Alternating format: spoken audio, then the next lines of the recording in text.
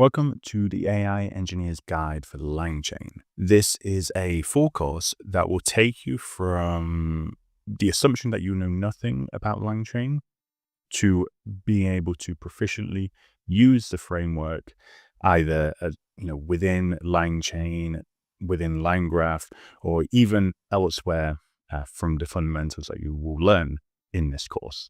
Now, this course will be broken up into multiple chapters. We're going to start by talking a little bit about what LangChain is and when we should really be using it and when maybe we don't want to use it. And we'll talk about the pros and cons and also about the wider LangChain ecosystem, not just about the LangChain framework itself. From there, we'll introduce LangChain. We'll just have a look at a few examples before diving into essentially the basics of the framework. Now, I will just note that all of this is for LangChain 0.3.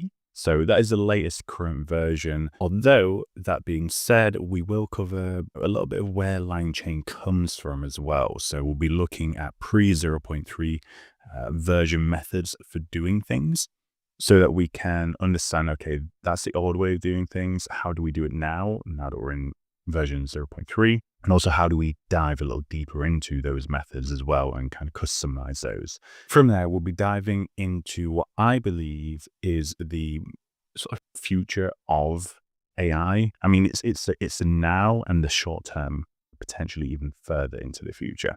And that is agents.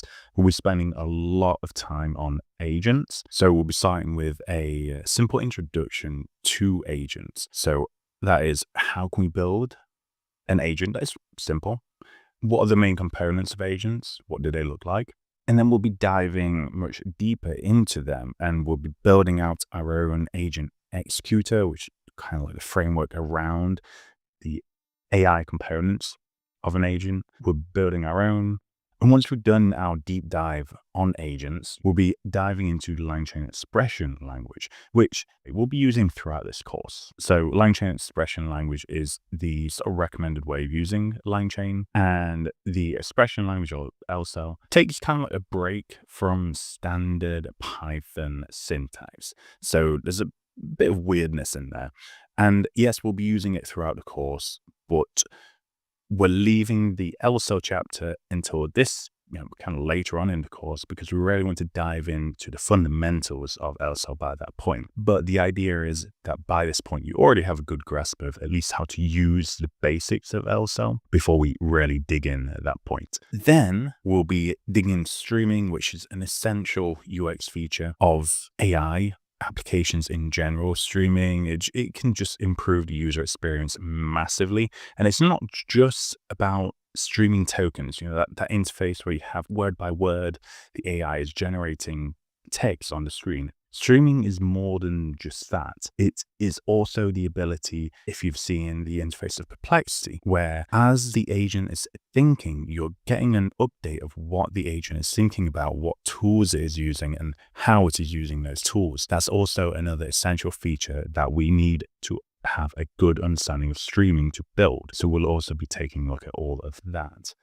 Then we'll be topping it off with a capstone project where we will be building our own AI agent application that is going to incorporate all of these features. We're going to have an agent that can use tools, web search. We'll be using streaming, and we'll see all of this in a nice interface that we can work with. So that's an overview of the course. Of course, it's very high level, what I've just gone through. There's a ton of stuff in here. And truly, this course can take you from, wherever you are with LangChain at the moment, and whether you're a beginner or you've used it a bit or even intermediate, and you're probably going to learn a fair bit from it. So without any further ado, let's dive into the first chapter. Okay, so the first chapter of the course, we're going to focus on when should we actually use LangChain and when should we use something else. Now, through this chapter, we're not really going to focus too much on the code. Every other chapter is very code focused, but this one is a little more just theoretical. What is LangChain? Where does it fit in? When should I use it? When should I not? So I want to just start by framing this.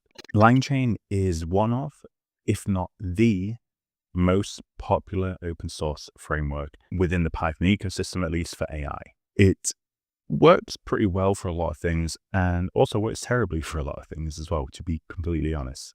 There are massive pros, massive cons to using LangChain. Here, we're just going to discuss a few of those and see how LangChain maybe compares a little bit against other frameworks. So the very first question we should be asking ourselves is, do we even need a framework? Is a framework actually needed when we can just hit an API? You have the OpenAI API, other APIs, Mistral, so on, and we can get a response from an LLM in 5 lines of code on average for those. It's incredibly, incredibly simple. However, that can change very quickly when we start talking about agents or retrieval augmented generation, research assistants, all of this sort of stuff. Those use cases, those methods can suddenly get quite complicated when we're outside of frameworks. And that's not necessarily a bad thing, right? It can be incredibly useful to be able to just understand everything that is going on and build it yourself. But the problem is that to do that, you need time. Like, you need to learn all the intricacies of building these things, the intricacies of these methods themselves, like how do they even work? And that kind of runs in the opposite direction of what we see with AI at the moment, which is AI is being integrated into the world at an incredibly fast rate. And because of this, most engineers coming into the space are not from a machine learning or AI background. Most people don't necessarily have any experience with these systems. A lot of engineers coming in that could be DevOps engineers, generic backend Python engineers, even front-end engineers coming in and building all these things, which is great, but they don't necessarily have the experience. And that might be you as well. And that's not a bad thing, because the idea is that obviously you're going to learn and you're going to pick up a lot of these things. And in this scenario, there's quite a good argument for using a framework, because a framework means that you can get started faster. And a framework like LangChain, it abstracts away a lot of stuff. And that's a big complaint that a lot of people will have with LangChain. But that abstracting away of many things is also what makes LangChain popular, because it means that you can come in not really knowing, okay, what RAG is, for example, and you can implement a RAG pipeline, get the benefits of it without really needing to understand it. And yes, there's an argument against that as well, just implementing something without really understanding it. But as we'll see throughout the course, it is possible to work with LangChain in a way, as we will in this course, where you kind of implement these things in an abstract way and then break them apart and start understanding the intricacies at least a little bit. So that can actually be pretty good. However, again, circling back to what we said at the start, if the idea or your application is just a very simple, you need to generate some text based on some basic input, maybe you should just use an API. That's completely valid as well. Now, we just said, okay, a lot of people coming to LangChain might not be from an AI background. So another question for a lot of these engineers might be, okay, if I want to learn about RAG, agents, all of these things, should I skip LangChain and just try and build it from scratch myself? Well, LangChain can help a lot with that learning journey. So you can start very abstract. And as you gradually begin to understand the framework better, you can strip away more and more of those abstractions and get more into the details. And in my opinion, this gradual shift towards more explicit code with less abstraction is a really nice feature. And it's also what we focus on, right? Throughout this course, that's what we're going to be doing. We're going to be starting abstract, stripping away the abstractions, and getting more explicit with what we're building. So, for example, building an agent. In LangChain, there's in this very simple and incredibly abstract create tools agent method that we can use. And it creates a tool agent for you. It doesn't tell you anything. So you can use that, right? And we will use that initially in the course, but then you can actually go from that to defining your full agent execution logic, which is basically a tool's call to OpenAI, You're going to be getting that tool information back, but then you've got to figure out, okay, how am I going to execute that? How am I going to store this information? And then how am I going to iterate through this? So we're going to be seeing that stripping away of abstractions as we work through, as we build agents, as we build like our streaming use case, among many other things, even chat memory. We'll see there as well. So LangChain can act as the on-ramp to your AI learning experience. Then what you might find, and I do think this is quite true for most people, is that if you're really serious about AI engineering and that's what you want to do, like that's your focus, right? Which isn't for everyone, for certain. A lot of people just want to understand a bit of AI and they want to continue doing what they're doing and just integrate AI here and there. And maybe those, if that's your focus, you might stick with LangChain. There's not necessarily a reason to move on. But in the other scenario where you're thinking, okay, I want to get really good at this, I want to just learn as much as I can, and I'm going to dedicate basically my short-term future of my career on becoming AI engineer, then LangChain might be the on-ramp, it might be your initial learning curve, but then after you've become competent with LangChain, you might actually find that you want to move on to other frameworks. And that doesn't necessarily mean that you're going to have wasted your time with LangChain, because one, LangChain is a thing helping you learn, and two, one of the main frameworks that I recommend a lot of people to move on to is actually LangGraph, which is still within the LangChain ecosystem, and it still uses a lot of LangChain objects and methods, and of course concepts as well. So even if you do move on from LangChain, you may move on to something like LangGraph, which you can know LangChain for anyway. And let's say you do move on to another framework instead. In that scenario, the concepts that you learn from LangChain are still pretty important. So to just finish up this chapter, I just want to summarize on that question of should you be using LangChain? What's important to remember is that LangChain does abstract a lot. Now, this abstraction of LangChain is both a strength and a weakness. With more experience, those abstractions can feel like a limitation. And that is why we sort of go with the idea that LangChain is really good to get started with. But as the project grows in complexity or the engineers get more experience, they might move on to something like LangGraph, which in any case is going to be using LangChain to some degree. So in either one of those scenarios, LangChain is going to be a core tool in an AI engineer's toolkit. So it's worth learning, in our opinion. But of course, it comes with its weaknesses, and it's just good to be aware of that. It's not a perfect framework, but for the most part, you will learn a lot from it, and you will be able to build a lot with it. So with all of that, we'll move on to our first sort of hands-on chapter with LangChain, where we'll just introduce LangChain, some of the essential concepts. We're not going to dive too much into the syntax, but we're just going to understand a little bit of what we can do with it. Okay, so moving on to our next chapter, getting started with LangChain. In this chapter, we're going to be introducing LangChain by building a simple LLM-powered assistant that will do various things for us. It will be multimodal, generating some text, generating images, generate some structured output. It will do a few things. Now, to get started, we will go over to the course repo.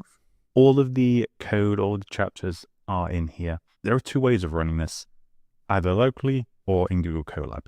We would recommend running in Google Colab because it's just a lot simpler with environments, but you can also run it locally. And actually for the capstone, we will be running it locally. There's no way of us doing that in Colab.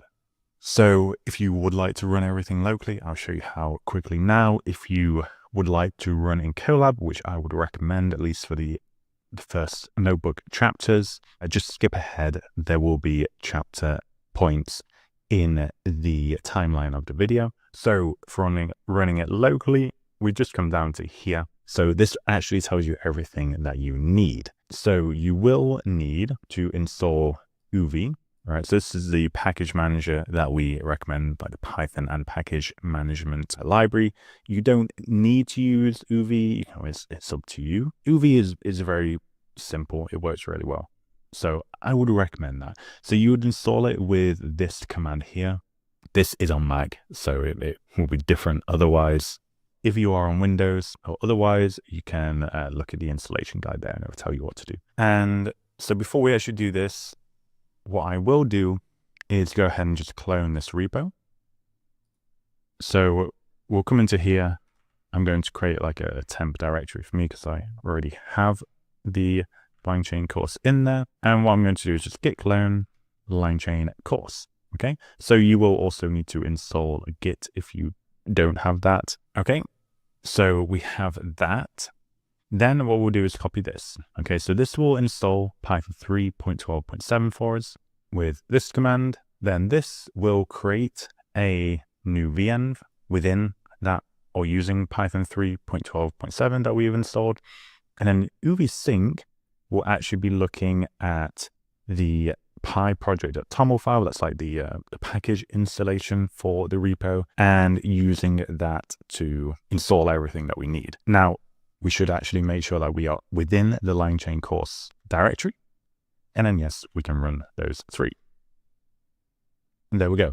So everything should install with that. Now, if you are in Cursor, you can just do cursor dot, or we can run code dot. If in VS Code, I would just be running this.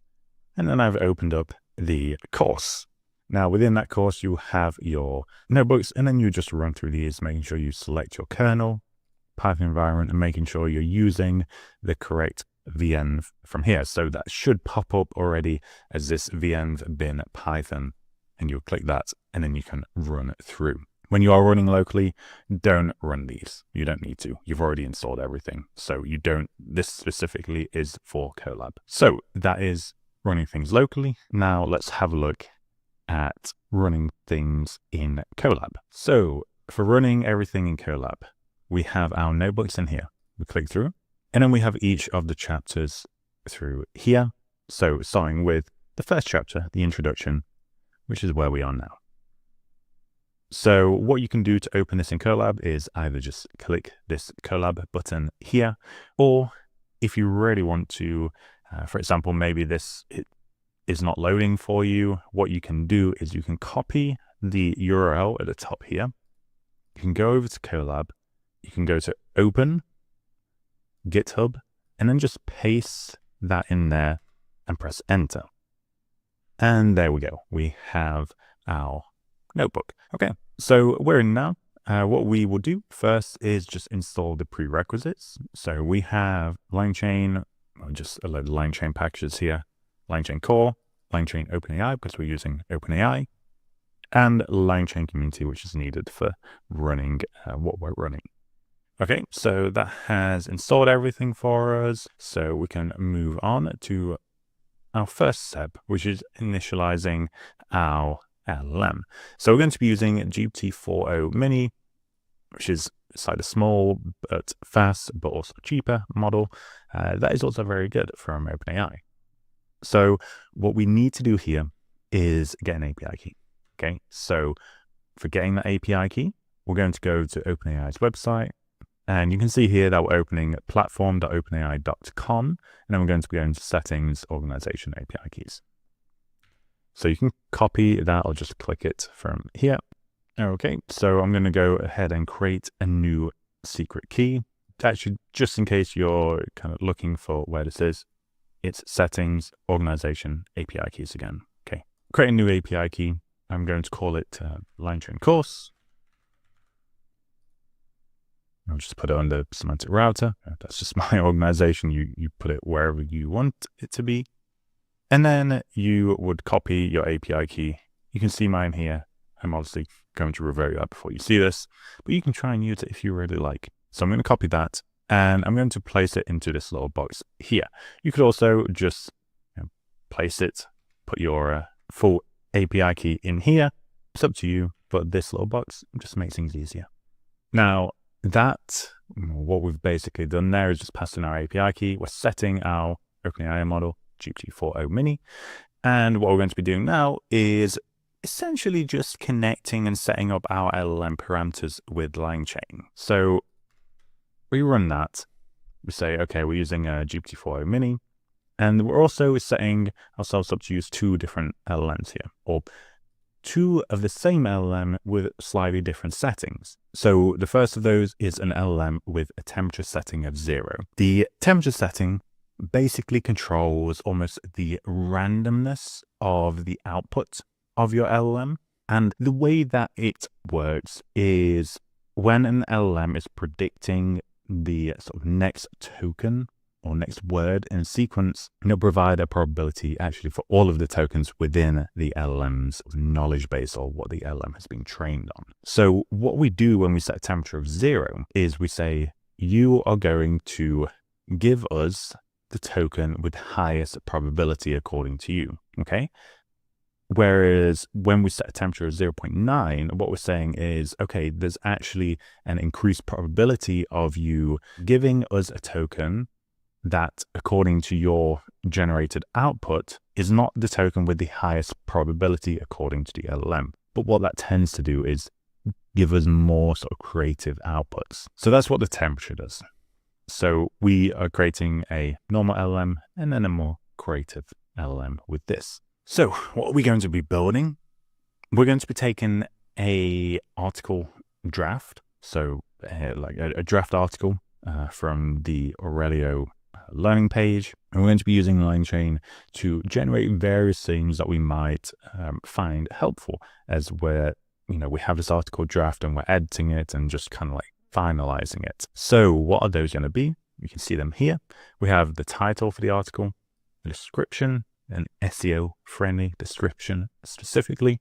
The third one, we're going to be getting the LLM to provide us advice on an existing paragraph and essentially writing a new paragraph for us from that existing paragraph.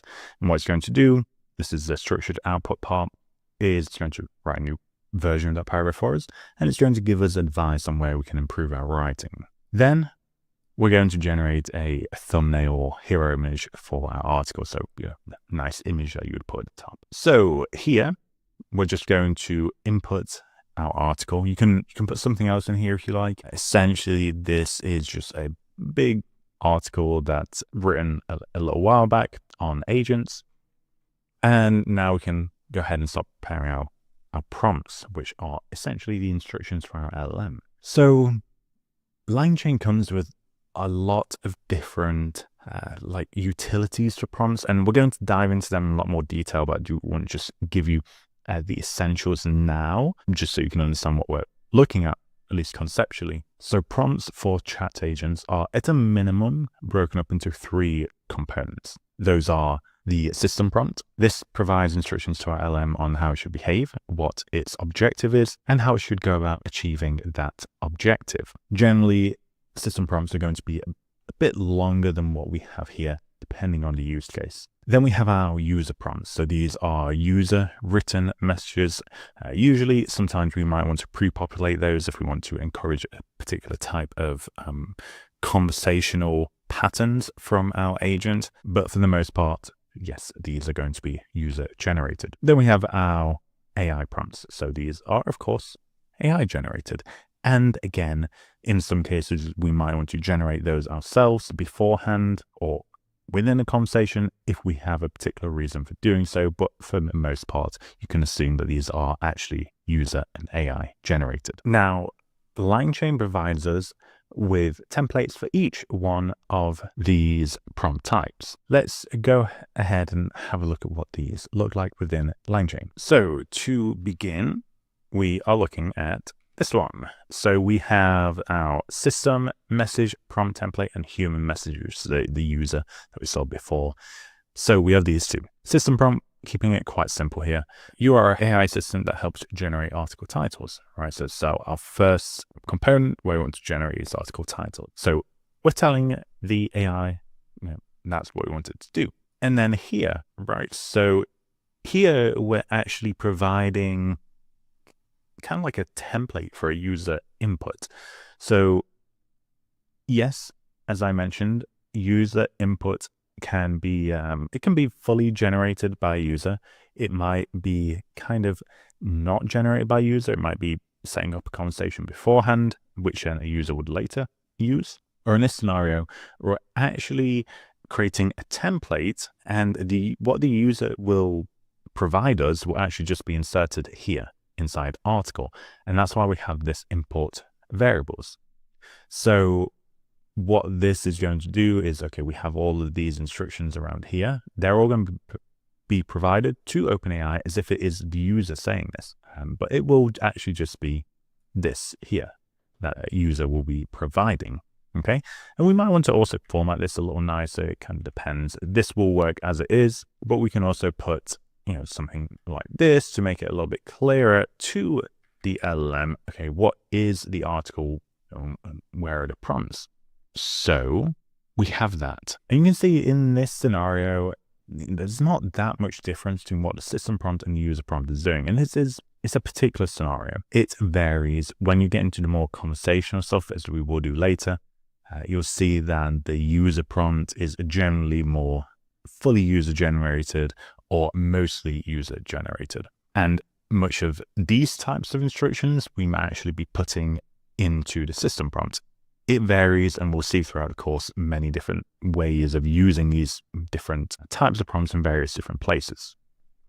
Then you'll see here, so I just want to show you how this is working. We can use this format method on our user prompt here to actually insert something within the article input here. So we're going to go user prompt format, and then we pass in something for article. Okay. And we can also maybe format this a little nicer, but I'll just show you this for now. So we have our human message, and then inside the content, this is the text that we had. All right, you can see that we have all of this, right? And this is what we wrote before. We wrote all this except from this part. We didn't write this. Instead of this, we had article. All right.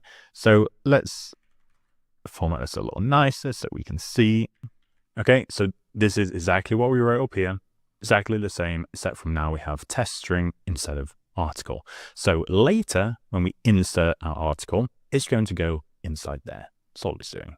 It's like it's an F string in Python. Okay, and this is one of the things where people might complain about LangChain.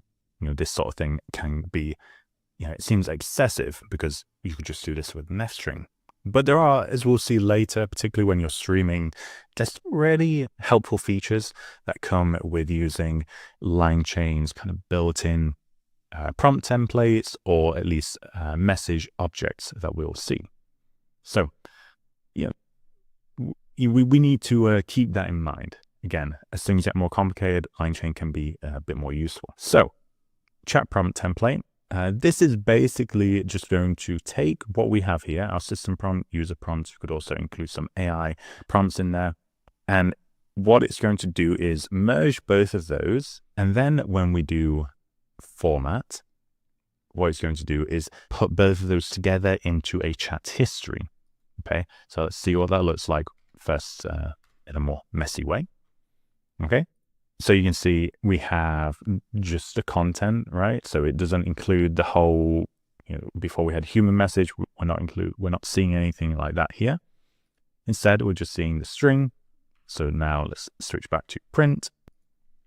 And we can see that what we have is our system message here. It's just prefixed with this system. And then we have human, and it's prefixed by human, and then it continues. Right, so that's all it's doing. It's just kind of merging those in some sort of chat log. We could also put in like AI messages, and they would appear in there as well. Okay, so we have that. Now that is our prompt template. Let's put that together with an LLM to create what would be in past LangChain be called an LLM chain. Now we wouldn't necessarily call it an LLM chain because we're not using that LLM chain abstraction. It's not super important if that doesn't make sense. We'll go into it in more detail later, particularly in the LSOL chapter. So what this chain will do, think LangChain is just chains where we're chaining together these multiple components. It will perform the steps prompt formatting. So that's what I just showed you. LLM generation, so sending our prompt to OpenAI, getting a response, and getting that output. So you can also add another step here if you want to format that in a particular way.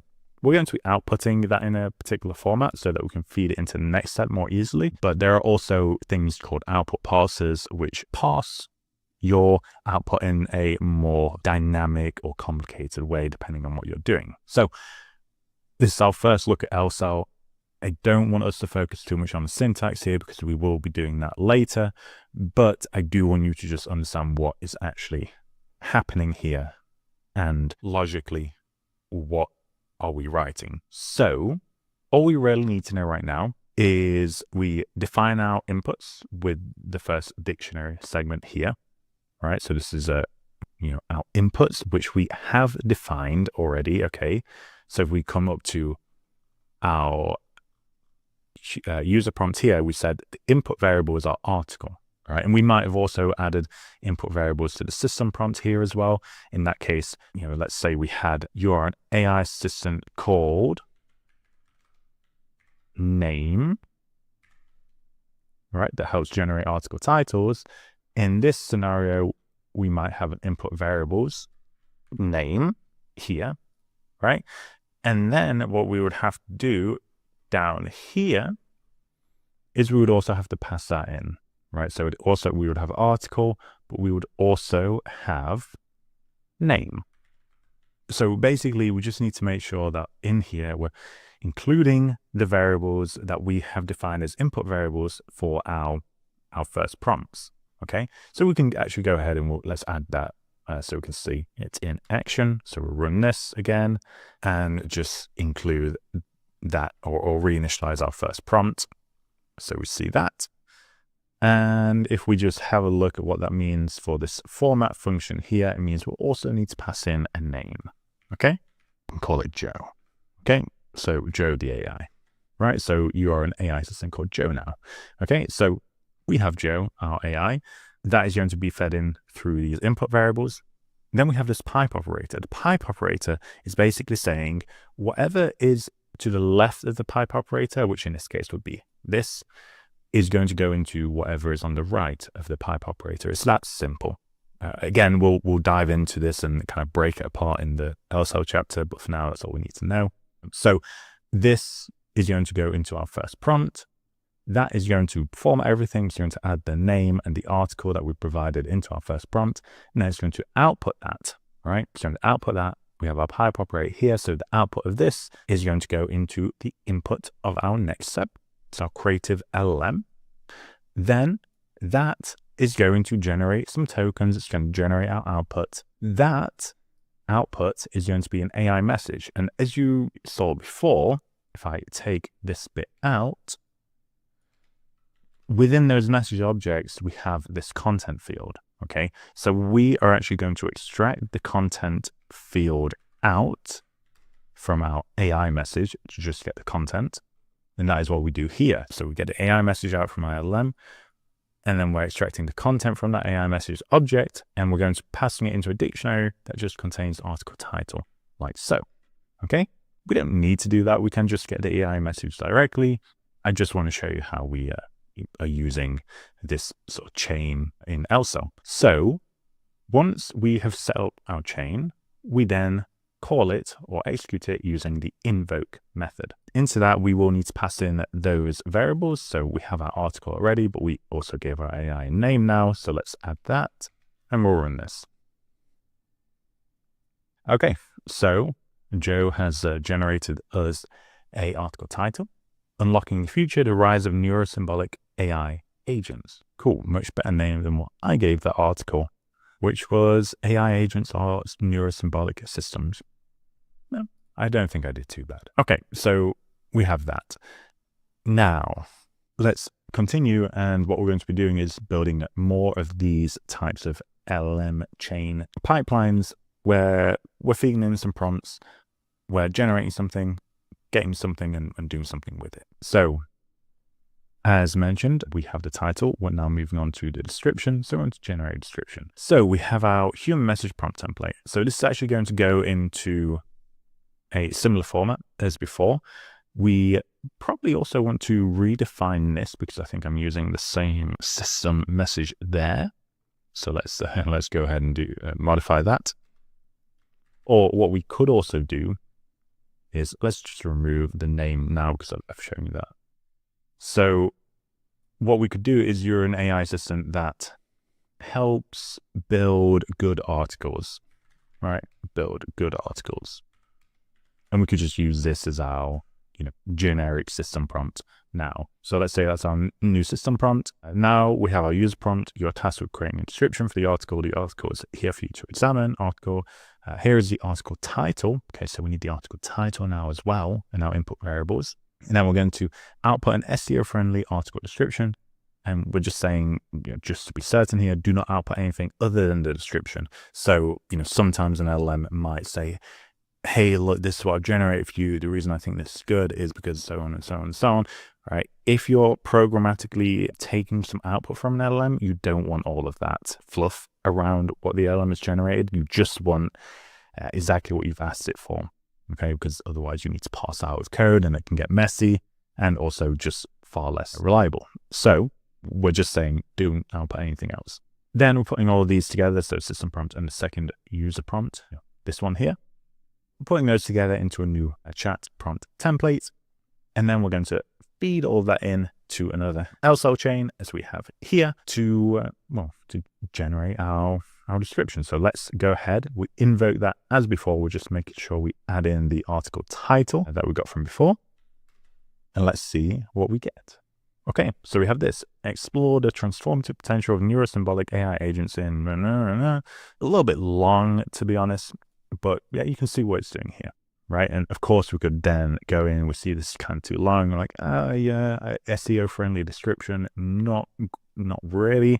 So we can modify this. Output the SEO-friendly description. Make sure we don't exceed, let me put that in a new line. Make sure we don't exceed, say, 200 characters, or maybe it's even less for SEO. I don't have a clue.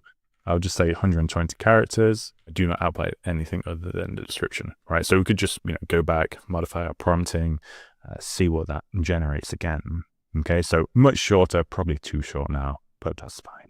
Cool. So we have that. We have a summary, process that, and that's now, in this dictionary format that we have here. Cool. Now the third step, we want to consume that first article variable with our full article. And we're going to generate a few different output fields. So for this, we're going to be using the structured output feature. So let's scroll down. We'll see what that is or what that looks like. So structured output is essentially we're forcing the LLM, like it has to output a dictionary with these, particular fields. Okay. And we can modify this quite a bit, but in this scenario, what I want to do is I want there to be an original paragraph, right? So I just want it to regenerate the original paragraph because I'm lazy and I don't want to extract it out. Then I want to get the new edited paragraph. This is the LLM generated improved paragraph. And then we want to get some feedback because we don't want to just automate ourselves. We want to augment ourselves and get better with AI rather than just being like, you do this. So that's what we do here. And you can see that here we're using this Pydantic object. And what Pydantic allows us to do is define these particular fields. And it also allows us to assign these descriptions to a field. And LangChain is actually going to go ahead, read all of this, right? Even reads, so for example, we could put integer here and we could actually get a numeric score for our paragraph.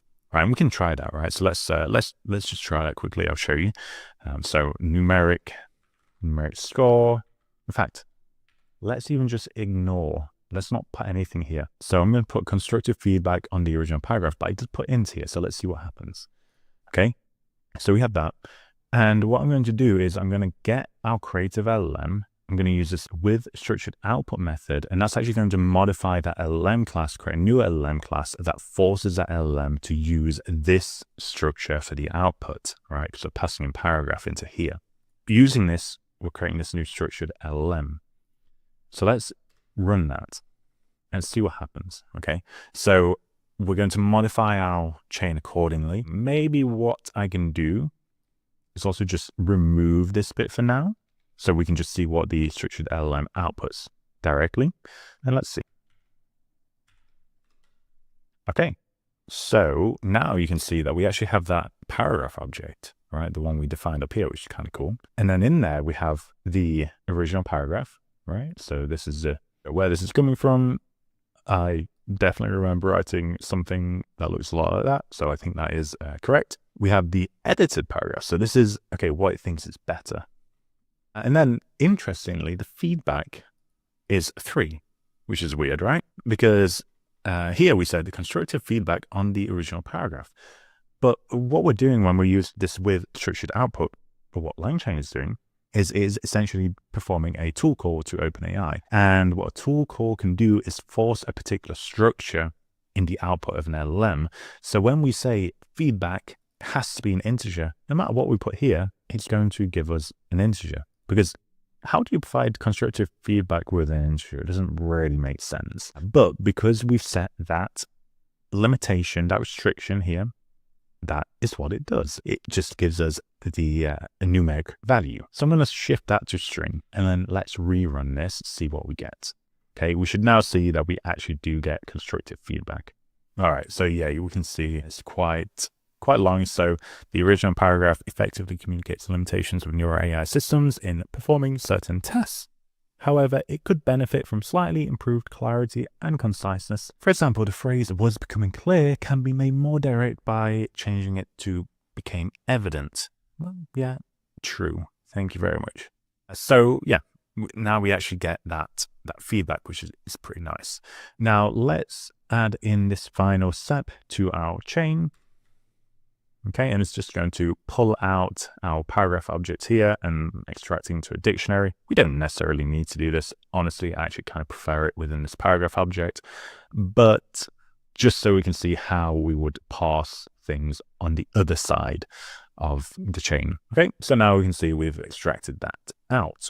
Cool, so we have all of that.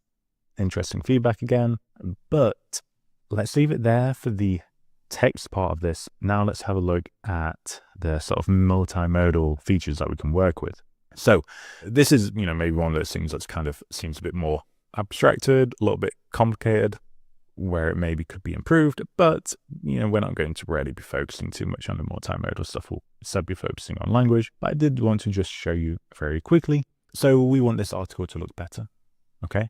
We want to generate a prompt based on the article itself that we can then pass to DALL-E, the image generation model from OpenAI, that will then generate an image, like a thumbnail image for us.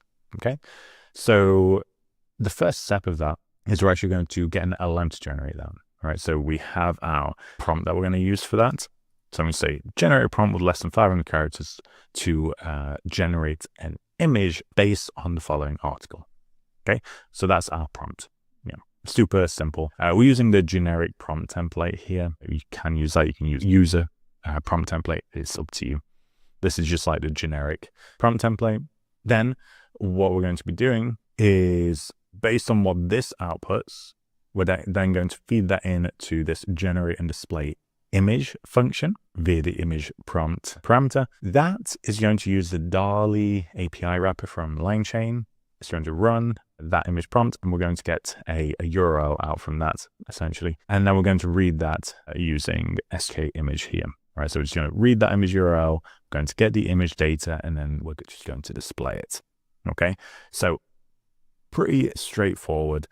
Now, again, this is a LCell thing here that we're doing, and we have this runnable Lambda thing. When we're running functions within LCell, we need to wrap them within this runnable Lambda. I don't want to go too much into what this is doing here because we do cover it in the LCell chapter. But it's just, all you really need to know is we have a custom function, wrap it in runnable Lambda, and then what we get from that we can use within this here, right? The LCell syntax. So what are we doing here? Let's figure this out. We are taking our original, that image prompt that we defined just up here, right? Input variable to that is article, okay?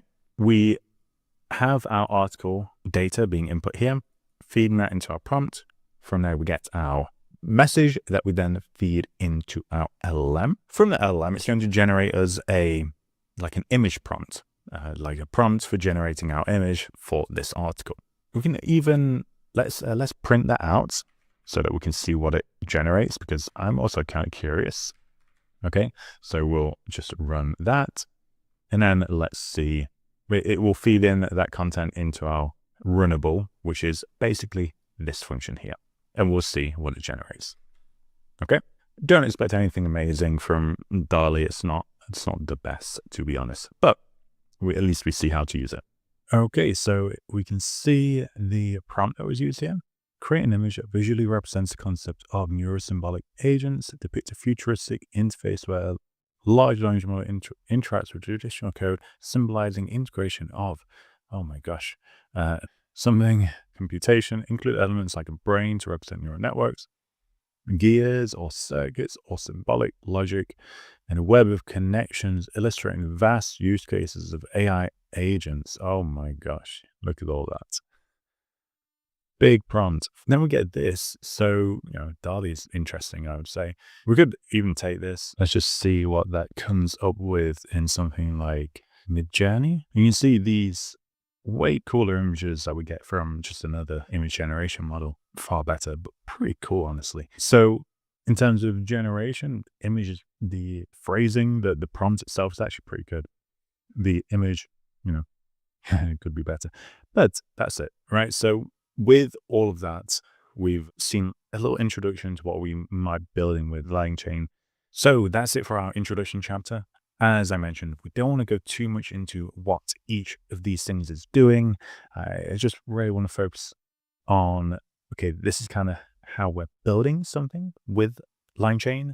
This is the overall flow, but we don't really want to be focusing too much on, okay, what exactly LSL is doing, or what exactly this prompt thing is that we're setting up. We're going to be focusing much more on all of those things and much more in the upcoming chapters. So for now, we've just seen a little bit of what we can build before diving in more detail.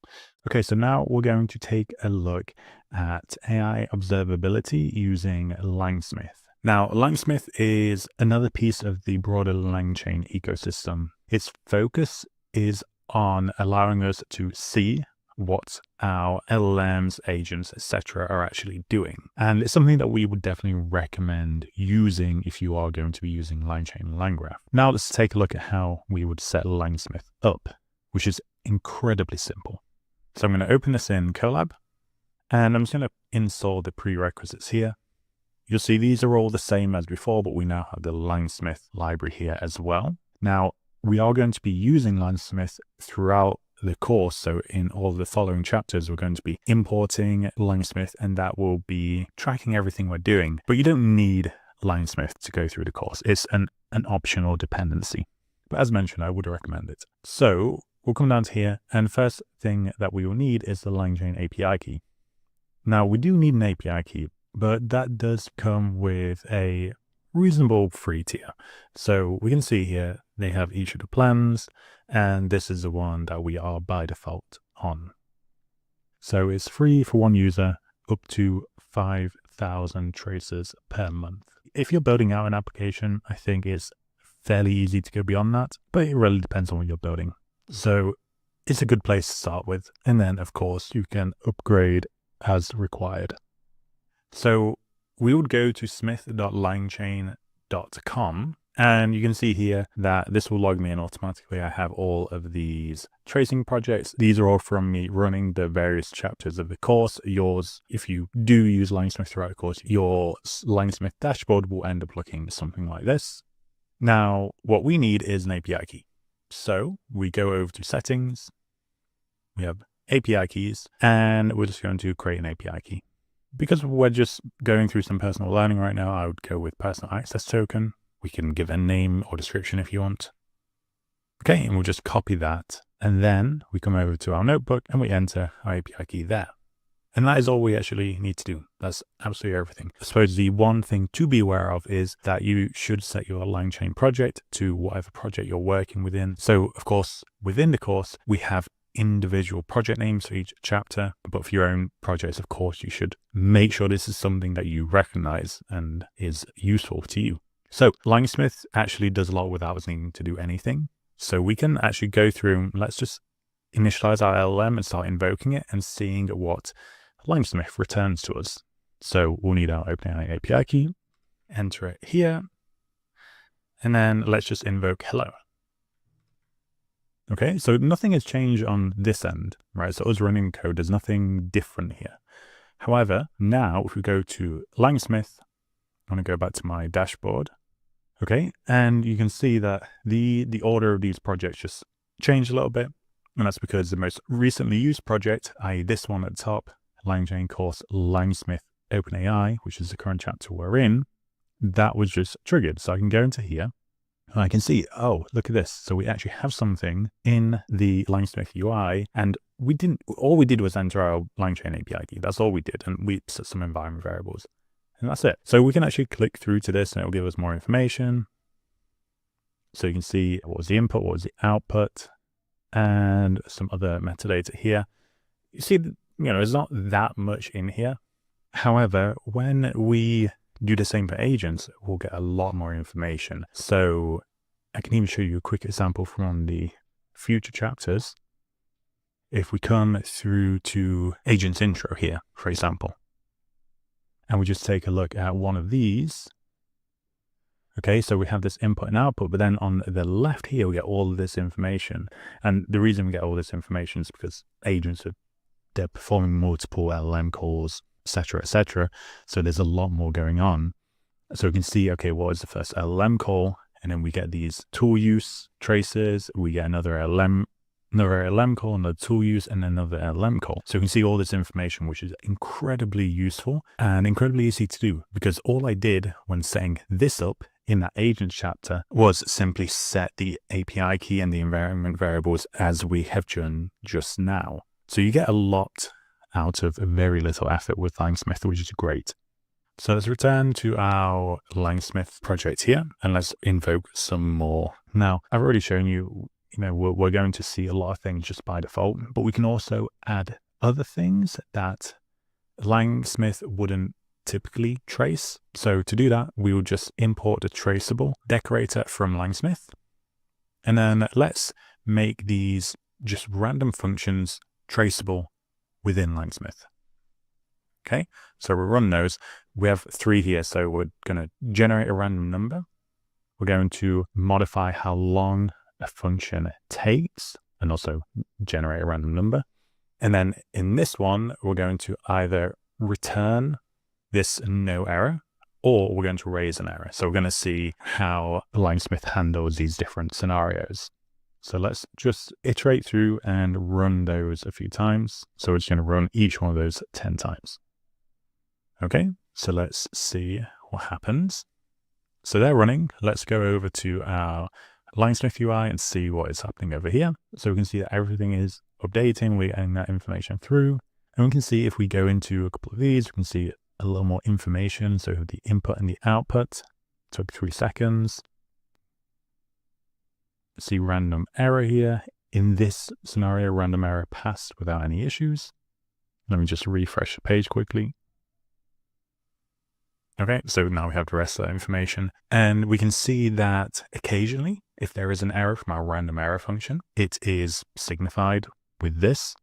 And we can see the traceback as well that was returned there, which is useful. Okay, so we can see if an error has been raised, we'll be able to see what that error is. We can see the various latencies of these functions. So you can see that varying throughout here. We see all the inputs to each one of our functions and then, of course, the outputs. So we can see a lot in there, which is pretty good. Now, another thing that we can do is we can actually filter. So if we come to here, we can add a filter. Let's filter for errors. That would be value error.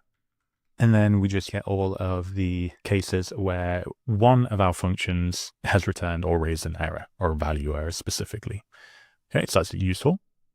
And then, yeah, there's various other filters that we can add there. So we could add a name, for example, if we wanted to look for the generate string delay function only. We could also do that. Okay, and then we can see the varying latencies of that function as well. Cool, so we have that. Now, one final thing that we might want to do is maybe we want to make those function names a bit more descriptive or easy to search for example. And we could do that by saying the name of the traceable decorator, like so. So let's run that. We'll run this a few times. And then let's jump over to Langsmith again. Go into Langsmith project. Okay, and you can see those coming through as well. So then we could also search for those based on that new name. So what was it? Chit Chat Maker, like so. And then we can see all that information being streamed through to Langsmith. So that is our introduction to Langsmith. There is really not all that much to go through here. It's very easy to set up, and as we've seen, it gives us a lot of observability into what we are building. And we will be using this throughout the course. We don't rely on it too much. It's a completely optional dependency, so if you don't want to use Langsmith, you don't need to. But it's there, and I would recommend doing so. So that's it for this chapter. We'll move on to the next one. Now we're going to move on to the chapter on prompts in LangChain. Now, prompts, they seem like a simple concept, and they are a simple concept, but there's actually quite a lot to them when you start diving into them. And they truly have been a very fundamental part of what has propelled us forwards from sort of pre-LLM times to the current LLM times. You have to think, until LLMs became widespread, the way to fine-tune a AI model or ML model back then was to get loads of data for your particular use case, spend a load of training your specific transformer or part of the transformer to essentially adapt it for that particular task. That could take a long time. Depending on the task, it could take you, months, or in some times, if it was a simpler task, it might take probably days, potentially weeks. Now, the interesting thing with LLMs is that rather than needing to go through this whole fine-tuning process to modify a model for one task over another task, rather than doing that, we just prompt it differently. We literally tell the model, hey, I want you to do this in this particular way. And that is that's a paradigm shift in what you're doing. It's so much faster. It's going to take you, a couple of minutes rather than days, weeks, or months. And LLMs are incredibly powerful when it comes to just generalizing to, across these many different tasks. So prompts, which control those instructions, are a fundamental part of that. Now, LangChain naturally has many functionalities around prompts, and we can build very dynamic prompting pipelines that modify the structure and content of what we're actually feeding into our LLM, depending on different variables, different inputs. And we'll see that in this chapter. So we're going to work through prompting within the scope of a RAG example. So let's start by just dissecting the various parts of a prompt that we might expect to see for a use case like RAG. So our typical prompt for RAG, or retrieval augmented generation, will include rules for the LLM, and this is this you will see in most prompts, if not all. This part of the prompt sets up the behavior of the LLM. That is how it should be responding to user queries, what sort of personality it should be taking on, what it should be focusing on when it is responding, any particular rules or boundaries that we want to set. And really what we're trying to do here is just to simply provide as much information as possible to the LLM about what we're doing. We just want to give the LLM context as to the place that it finds itself in, because an LLM has no idea where it is. It takes in some information and spits out information. If the only information it receives is from the user's user query, it has it doesn't know the context. What is the application that it is within? What is its objective? What is its aim? What are the boundaries? All of this we need to just assume the LLM has absolutely no idea about, because it truly does not. So as much context as we can provide, but it's important that we don't overdo it. We see this all the time. People will over prompt an LLM, you want to be concise. You don't want fluff. And in general, every single part of your prompt, the more concise and less fluffy you can make it, the better. Now, those rules or instructions are typically in the system prompt of your LLM. Now, the second one is context, which is RAG specific. The context refers to some sort of